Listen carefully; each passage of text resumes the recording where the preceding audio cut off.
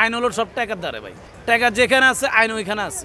এক দল ধরলে হবে না, সবাইকে তো যে অপরাধ করবে তাকে ধরতে হবে, তাহলে দেশে শান্তি ফিরে আসবে। আমরা যেন সেন্টারে যাব, ভোট দেব, ভালোভাবে দেখবো যে আমার কাছে কেউ জিজ্ঞেস করবে না, আমি কোনো চাপে থাকবো না, এই জনগণ কোনো চাপে থাকবে না ভোটের। এখন আমরা যেহেতু আমাদের নিয়ন্ত্রক নাই, আমরা এখন নিজেরাই স্বৈরাচার হয়ে যাচ্ছি। এখন যে অশৃঙ্খলা হচ্ছে এগুলো হচ্ছে আমাদেরই অপকর্মের ফসল।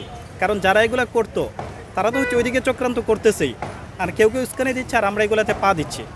এখন হচ্ছে বেশিরভাগ আমার মনে হচ্ছে যে ওরা হচ্ছে অনলাইন ভিত্তিক উস্কানি দিচ্ছে, আর আমরা দেশের নৈরাজ্য বা সামাজিক যে সম্প্রীতিক যেগুলো আছে এগুলো নষ্ট করার জন্য আমরা নিজেরাই দেই।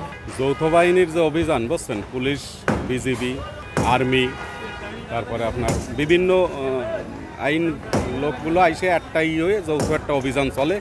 এই অভিযানগুলো আগেও চলিছে, চলার পরে বর্তমান সরকারের বর্তমান প্রেক্ষাপটে যে সরকার, ধরেন এটা নির্বাচিত সরকার না, তারপরে যেভাবে দেশ চলতেছে সেইভাবে এই অভিযানটা সঠিক আছে।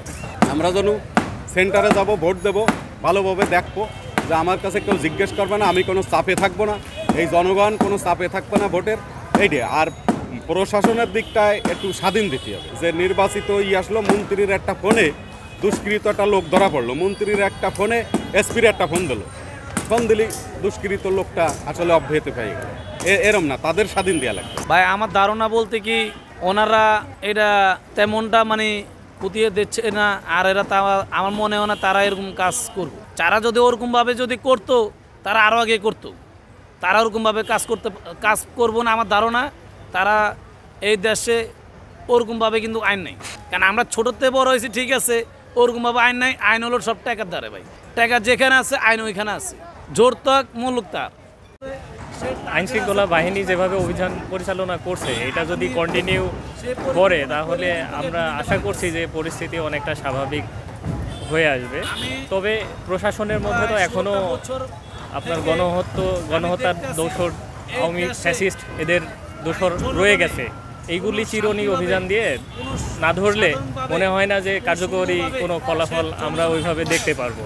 সরকারি লোক দিয়ে তারা যদি আটকে দিত যে ক্ষতি হয়ে গেছে শেষ, আমরা এখন এটা স্টপ করে দিয়ে আটকে দিই এখানে। আর তারা যদি সম্মানের যে সবাইকে ধরে, যে খালি যদি যৌথ বাহিনী এক দল ধরলে হবে না, সবাইকে তো যে অপরাধ করবে তাকে ধরতে হবে, তাহলে দেশে শান্তি ফিরে আসবে। এছাড়া শান্তি ফিরে আসবে না, সবাইকে ধরতে হবে।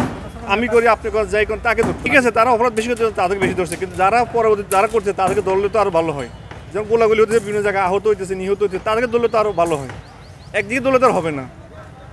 আপনি যদি 5 জনের জায়গায় 10 জন ধরে, ঠিক আছে, আমলি কি তারা দেশে ক্ষতি করছে, আমাদের ক্ষতি করছে, ভালো কথা, তাদেরকে বেশি হবে। কিন্তু যারা করতেছে তাদেরকে ধরা হোক, তাতে আমাদের ভালো হয়, তারা আরও দেশ হবে, শান্তি ফিরে আসবে।